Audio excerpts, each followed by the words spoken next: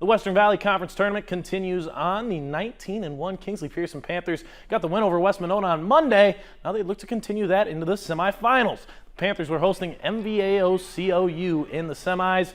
They'd waste no time. Bottom of the first, Boston Duskett fires one way out to center field. It just keeps going forever. Two runners come home.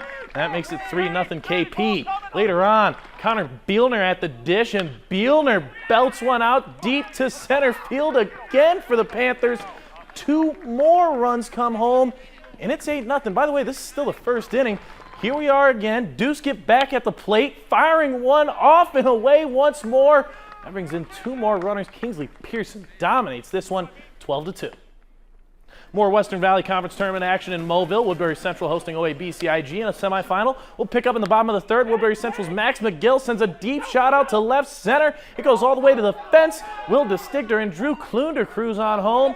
And it's a 5-0 lead for Woodbury Central. Bottom of the fourth now. Will DeStigter pops one up, and that just bounces off the Falcons infielder here. That brings in Eric McGill. That extends the Wildcats' lead to 7-0. Later in the inning, a little deja vu. Max McGill causes some more confusion for the infield. That ball bounces away, brings in two more runs, and Woodbury Central takes the win 11-2.